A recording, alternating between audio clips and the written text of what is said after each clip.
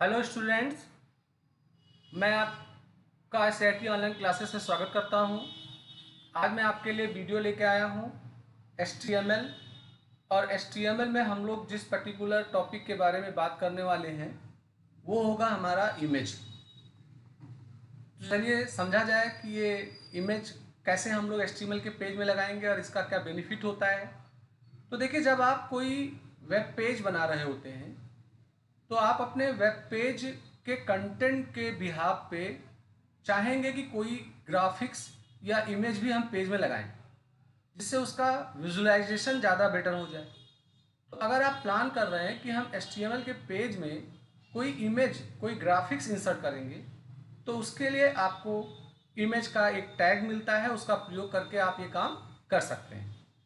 तो HTML img tag is used to display image on the web page. HTML img tag is an empty tag that contains attributes only.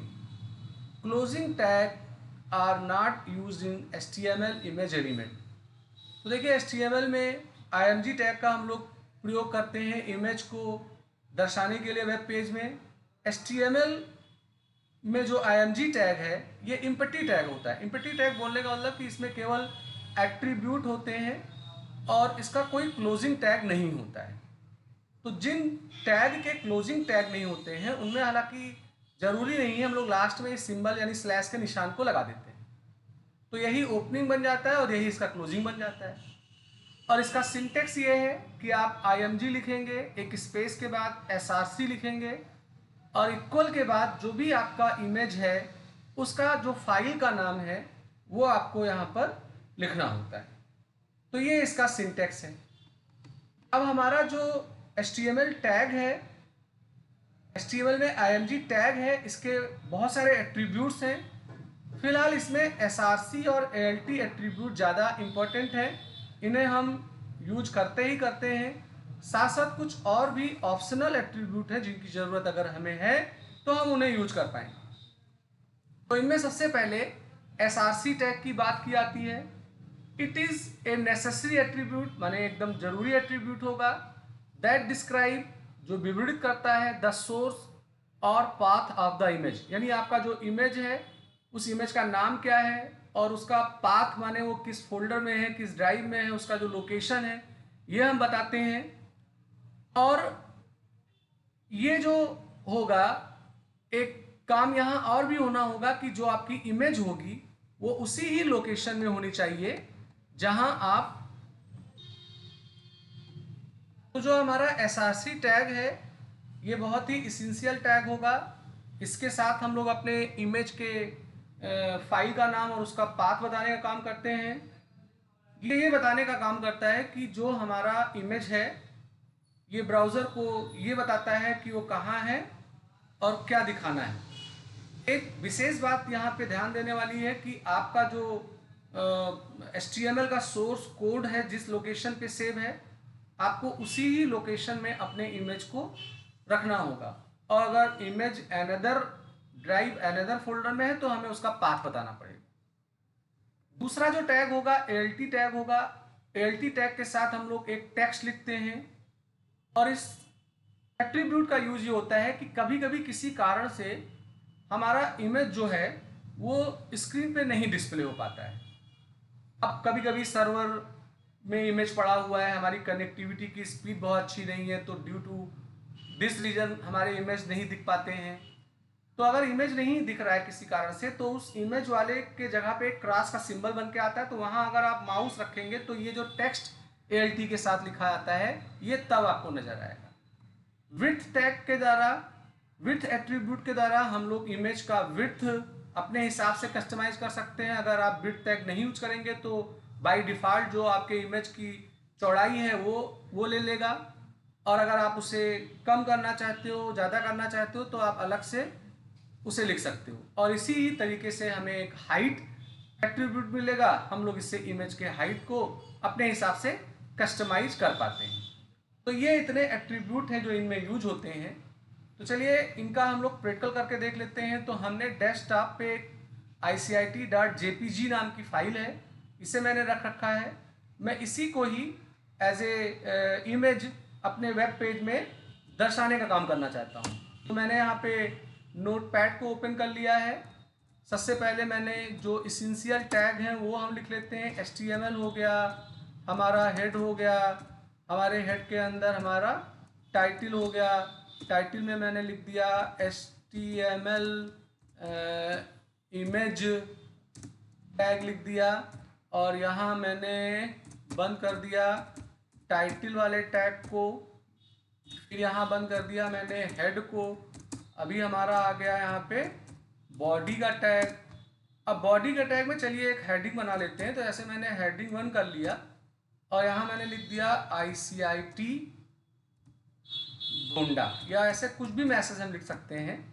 और यहाँ heading 1 का tag बंद कर दिया। अब मैं चाहता हूँ कि ICIT का जो कैंपस का फ्रंट का फोटो है वो मुझे पेज पे दिखाई पड़े।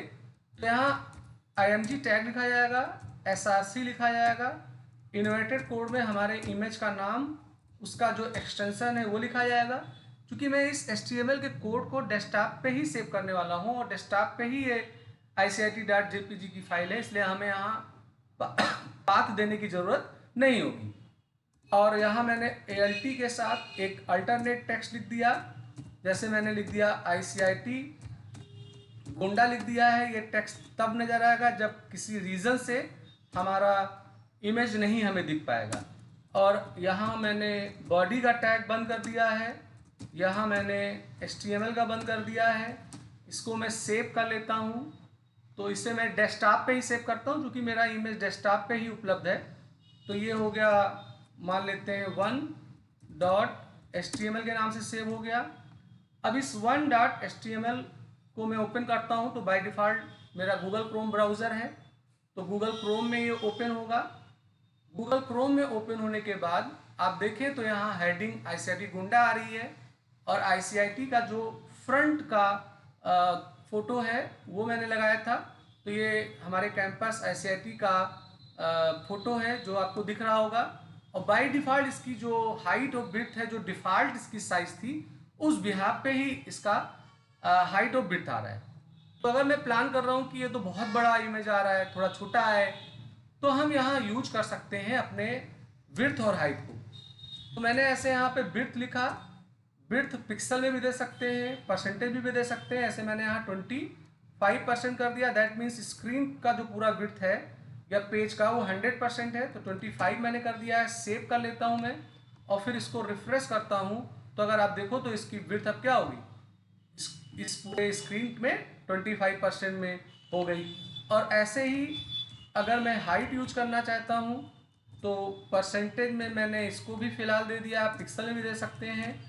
और यहाँ पर ऐसा कुछ कर दिया मैंने। तो अब अगर देखो तो इसकी हाइट और विड्थ जो मैंने दी थी उसी तरीके से दिख रही है। तो चूँकि मैंने हाइट 25% रखा, विड्थ 25% दिखा है, इसलिए थोड़ा इमेज मेरा सही ढंग से नहीं दिख रहा है। तो हाइट में बड़ा कर लेता हूँ जिससे थोड़ा सा बेहतर दिखाई पड़े, और फिर इसको रिफ्रेश करता हूँ तो ये इसका फ़ोटो आ रहा है। तो इस तरीके से आप अपने इमेज टैग को यूज करेंगे। इमेज टैग में एक SRC है, SRC में हम लोग अपने इमेज के फाइल का नाम लिखते हैं, और अगर वो किसी अनदर लोकेशन पे, अनदर मतलब आपकी HTML की सोर्स कोड जहाँ है वहाँ नहीं है, तो हमें फिर पाथ भी देना पड़ेगा। ये अल्टरनेट टेक्स्ट है, ड्यू टू कनेक्टिविटी या किसी रीजन से इमेज नहीं दिख पाएगा, तो उस पर माउस रखने पे ये मैसेज आएगा। ये इसका विड्थ हो गया, और ये इसका हाइट टैग हो गया। तो इस तरीके से हम लोग इमेज को यूज कर लेते हैं। मान लेते हैं कि ऐसे मैंने यहाँ ICIT.jpg लिखा था, मैंने एक ऐसे कोई फाइल का नाम लिख दिया जो नहीं उपलब्ध है। तो ऐसे स्थिति में क्या होगा कि हमारा इमेज हमें नहीं दिखाई पड़ेगा। और इमेज अगर नहीं दिख रहा है तो देखो जो अल्टरनेट टेक्स्ट मैंने लिखा था ICIT गोंडा, वो इसमें दिख रहा है। तो अल्टरनेट टेक्स्ट तब आता है जब किसी वजह से आपकी इमेज आपको ना दिख रही हो, तो ऐसे स्थिति में वो हमें यहाँ पे दिखता है टेक्स्ट। तो ये एक इमेज टैग था जो मैंने यूज करके आपको दिखाया। और अगर आपका जो इमेज है वो किसी अनदर लोकेशन में चला जाए, जैसे मैं ये ICIT वाले फाइल को यहाँ से कट कर लेता हूँ और इसे किसी दूसरे ड्राइव में डाल देता हूँ। अब दूसरे ड्राइव का मतलब मान लेते हैं, चलिए ये E ड्राइव के अंदर मैंने इसको डाल दिया। E ड्राइव में डायरेक्ट है, किसी फोल्डर के अंदर नहीं है, ये आ गया ICIT। तो अभी अगर मैं अपने ब्राउज़र में जाके देखूँ तो चूंकि इमेज वहाँ नहीं है तो हमें इमेज यहाँ नहीं दिख रहा है, और इमेज हमारा एक अनदर लोकेशन पे चला गया है, तो हमें इसको पाथ देना पड़ेगा। ई कॉलन ये लिख दिया। अगर कोई फोल्डर होता तो उस फोल्डर का नाम भी हमें लिखना पड़ता। तो अभी मैं देखूंगा तो मेरा इमेज दिख जाएगा। तो नेक्स्ट स्लाइड में मैं यही बताने वाला था कि अगर आपका इमेज किसी एक दूसरे डायरेक्टरी में है, किसी दूसरे फोल्डर में है, तो उस स्थिति में आप ऐसा उसका पाथ दोगे। देखिए होता क्या है कि जब हम लोग कोई वेबसाइट बना रहे होते हैं तो हमारे वेबसाइट्स से रिलेटेड बहुत सारी फाइलें बनती हैं, जैसे HTML की फाइलें बन गई। आगे हम लोग CSS यूज करेंगे थोड़ा बेहतर करने के लिए। जैसे इमेज को ही ले लीजिए, इमेज अभी एक साधारण दिख रहा है, अगर मैं बॉर्डर ऑर्डर लगाना चाहता हूँ तो उसके लिए CSS का प्रयोग होगा आगे।